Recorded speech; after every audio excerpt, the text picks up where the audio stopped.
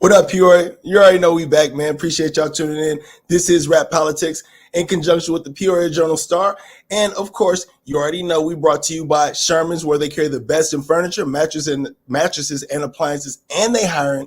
Sherman's is one of the few places left in town that doesn't care about your education. They just promote people that work hard, have a good attitude, and follow their core values. One of the few places that hard work gets recognized and gets you ahead. You can log on to shermanscareers.com to check out the openings and apply online. And it's also brought to you by Terry Shepard, my realtor personally. And she's a real estate consultant who values are rooted in customer care and service. She can help you negotiate your deal and get you into a home that fits. She's with Remax Traders Unlimited, and she can be reached at 309-361-4592. Now, as I said before, earlier today, we got some Soulfest tickets. I'm about to get those away like early bird get the worm, man. I got Soulfest tickets on deck. You know what I'm saying? This week, Tony, you know what I'm saying, is going down. So we're going to throw those out there. And then we also got a previously recorded interview with James Dubose, who is the head of programming and the executive producer for the new platform called Foxo. Super dope. So I'm really excited for that interview. And I'm excited for y'all to be able to check that out. But real quick, COVID-19 is on its way. Delta coming, and I ain't talking about the sorority sisters. I ain't talking about the flights. I'm talking about the Delta variant of COVID-19.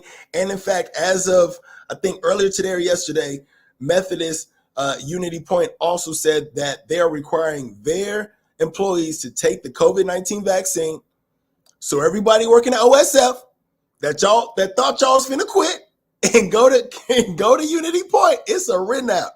And it's not even funny though, but it's ironic that, you know, it seems like this is going to be the move now.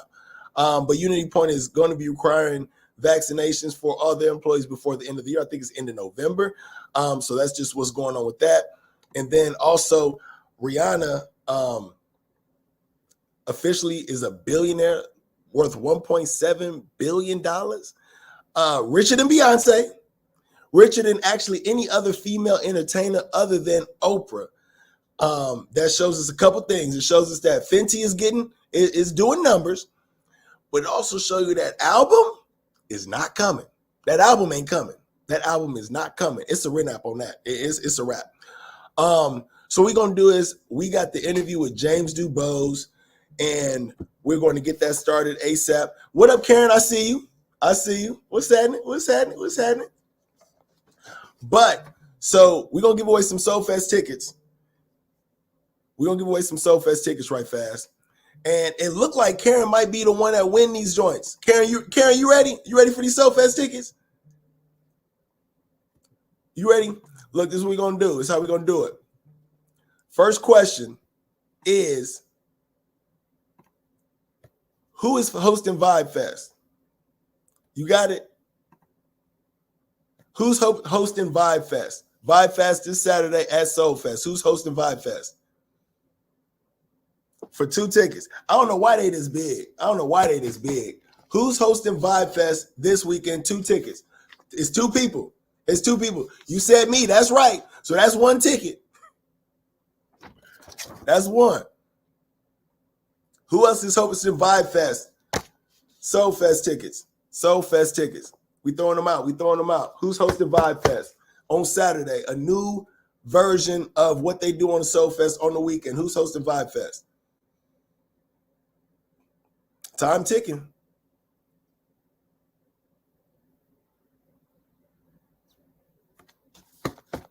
Vibe Fest.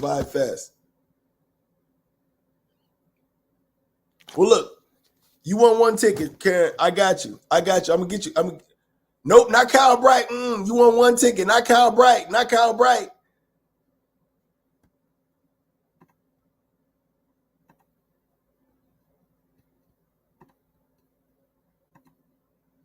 You good. You got that ticket. Look, we're gonna come back.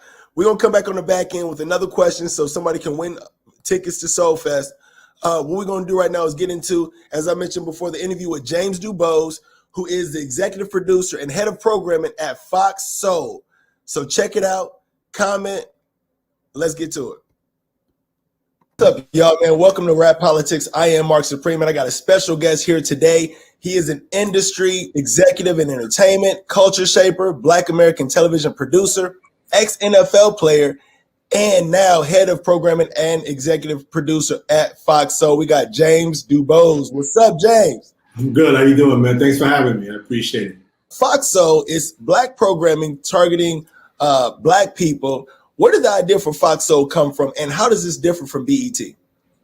Right. So back in March of 2019, Stephen Brown, who is the EVP and head of programming at Fox Corporation, Fox Television Stations, had approached me. I was the executive producer of Dish Nation at the time, and I was in Atlanta.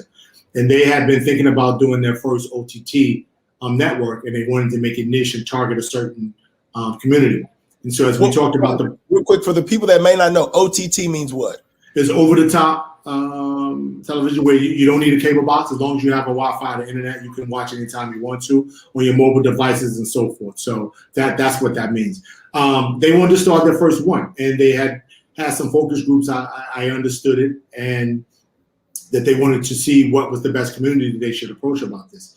Once we started talking about the Black community and why the reasons was very important, they all agreed, and then we started to figure out and plan for it. We did a test of it in July of that year, and then in 2019, I was flying back and forth to LA from Atlanta, pitching to the corporate heads and so forth, all the way up to Lachlan Murdoch, and they decided to greenlight it. So it was a blessing. The difference is, listen, BET, Revolt, all those places, they're great, and they broadcast Black content. But the one thing we strategically set out to do was to make it live and interactive, where actually the audience can feel a part of the network. You can respond and ask questions to the host doing their particular shows and get feedback in real time. I wanted to sort of make it, for us, by us in a real way, to be the television version of the FUBU brand. But for the first time, you didn't have to just be told what to watch. You could be a part of what you're watching. And with that said, it was a part of being able to discuss things that we only normally talk about in the privacy of our own homes with our closest friends. And we wanted to provide a safe place for that. So we wanted to build a community as well as broadcast. Cool. You work with a lot of people, and most recently, what sticks out to I think most people is you got Jeezy on the program with Worth a Conversation. Tell me what that conversation was like to get him on board, and what is he meant to the program overall. Well, Jeezy and I have had a relationship for a number of years now. We've been trying to find something to do together for a long time. And I knew we have a mutual associate who told me Jeezy was looking now to pivot and get into the talk format. At the time, I definitely was looking for a talk show format. We had a call. It made sense. We understood each other and respected each other. And most importantly, I want to say this. He really wanted to help me grow Foxo, and I really wanted to help him, for people to see him in a different light outside of just being the great artist that he is. So when two Black people, Black men, women, whoever, come together and have a real agenda that is helping each other and uplifting each other, the conversation is not that difficult. What would you say is the biggest thing? I mean, we've all known Jeezy since 2005 and before. Can Ban the Snowman on up, right? Well, but we understand that version of Jeezy. And for the people that haven't seen Worth a Conversation and you having a personal relationship with him, what would you say is the biggest thing that stands out that most people wouldn't know about Snowman? He's extremely smart, extremely knowledgeable, and extremely growth oriented. I think that is, like, he understands his relationships and the people that he deal with on a day-to-day basis. You probably wouldn't understand. Tony Robbins, John C. Maxwell's, Steve Harvey, things of these people. And I say that to say that they communicate almost every day. So he's so multifaceted. And I don't just say that in terms of the creative aspect of it, but his mindset, how he thinks, the growth aspect, as I said, he's always thinking how he could be better. And most importantly, how he can pull his community up, lift as he's calm at the same time, which I really respect about him in that regard. One of the things that I noticed, about Foxo as I was going through the website is you guys got news, like real news. BET has tried news on several occasions. It's not black focused, but MTV has tried news in a variety of ways. Why do you think it's important to have news on the network? And what is the trick to getting news and keeping it when you're catering to a black audience? Well, it's important because traditional news outlets don't really tell our news. And when I say our news, they don't tell the news that affect our community or our people on a day-to-day basis, right?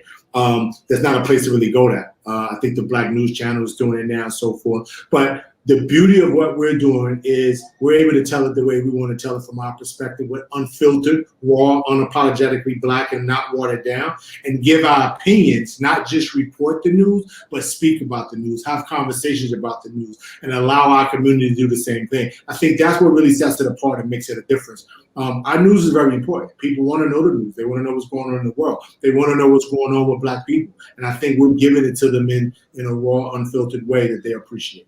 You started out in sports, you made the pivot to entertainment, and I know you worked with Diddy early on. How has your experience with Diddy and Bad Boy, how did that inform your decisions and your entertainment decisions today with regard to content and everything else? I think we both love being black, right? We both love uplifting our people, and we both love growing personally ourselves. But the one thing I learned, if you can't learn something from being around Diddy, first and foremost, that's your fault, right? Because the guy is a genius in my book. He believes in himself. He believes in God. He understands his value. He understands his worth, and he does not waver from that. What do you want Foxo's programming to mean for the average black family in America? I want you to experience everything that we normally go experience inside of the four walls when we walk in our homes. I want you to experience the ups, the downs, the laughter, the tears, the inspiration. I want Foxo to be a destination place for you. If you want to grow and if you want to be honest with yourself first and foremost, and you're not afraid of looking in the mirror and seeing something that represents what you may be dealing with, but not really the face. That's what Foxo ultimately, for me, needs to be sustainable. Otherwise you may have a black movie over this platform or talk show that platform.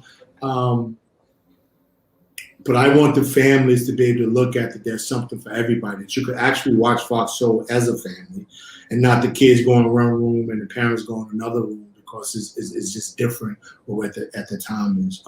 And then to lead conversations where families can actually continue the dialogue once they turn off the television. And the last question before we hit the lightning round, what is the dopest thing about Foxo to you?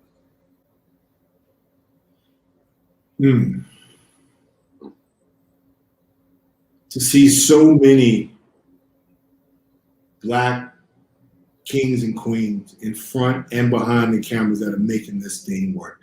We normally go into situations where it's a couple of us, it's a few of us.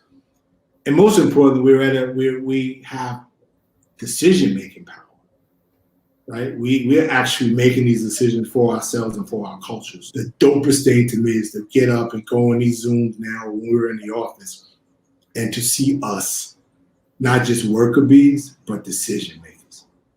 I love it. I love it. That's dope, man. That's dope. So, look, we're going to run to the lightning round. As I mentioned before, I'm going to put a minute, 15 seconds on the clock. I think we should be able to beat it, but we're going to see. And like I mentioned before, it's either or quick fire answers and responses, and we're going to get into it. Are you ready? Yes, sir.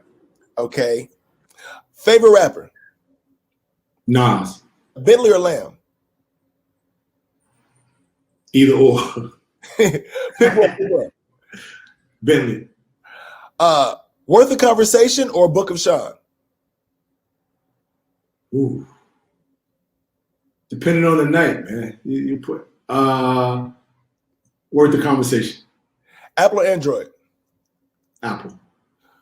You might be biased. Who won the verses between Gucci and Jeezy? I'm biased. Okay. I'm biased. Chicken wings, drums or flats? But it was great for the culture. It was. Kudos to both of the brothers. It was great for the culture. Let me make sure I get that out there. It was No, kudos to both of them. I gotta agree with you on that one. Yeah. Wings, drums, or flats? Drums. What app on your phone do you use the most? Email. No, chess. Henny or Patron? Neither. Prince or Michael Jackson? Prince. New York or LA? LA. Okay, I gotta get these last ones out. Do grits take salt or sugar? I'm from North Carolina, man. They take sugar. Does Aaron Rodgers stay with the Packers or no? Yes. Favorite movie? Scarface. New York or LA? LA. And are we finally out of the pandemic or not just yet? Not just yet. Okay, man. That's what it is. I'm going to add some more seconds on the clock next time, man. Right, hey, look, appreciate you coming on to Rap Politics and rapping with us real quick. Definitely go check out Foxo if you're watching this right now. Definitely got a lot of content on there. And James Dubose, man, appreciate you joining us. Thank you very much for having me, man. And continued success to you, brother. Thank you. God bless. Appreciate. All right. Take care. That was my interview with James Dubose, again, head of programming and executive producer for Foxo. Brought Jeezy on, got Jeezy with a whole talk show, man, showing him in a different light, so that's super dope. This is the last Rap Politics before this weekend, so I want to let everybody know and remind everyone, Soulfest is this weekend. Make sure y'all pull up. They got Tony. It's the first Soulfest since the pandemic, so it's definitely going to be a vibe. And speaking of vibe, we got the Vibe Fest going on the next day, hosted by yours truly and the Ryan Lowry, man. We got DJ Life is Good, formerly known as Exclusive, in that joint. We got DJ Mimic, DJ Spiller, Scantron gonna be in that joint. DJ Divide gonna be doing not only just DJing, but taking care of the sound and the lighting, probably the pictures too. Like you already know how he do. So make sure y'all pull up for that this weekend. And of course, we're brought to you by Sherman's, where they carry the best in furniture, mattresses, and appliances. And they hiring. They don't just promote people that have the education, but they promote people that work hard, have a good attitude, and follow their core values. One of the few places that hard work gets recognized and gets you ahead. You can log on to shermanscareers.com to check out the openings and apply online. And we're also brought to you by Terry Shepard, a real estate consultant whose values are rooted in customer care and service. She can help you negotiate your next deal and get you into a home that fits. She's with Remax Traders Unlimited, and she can be reached at 309-361-4592. I'm going to go to poetry. Y'all be cool.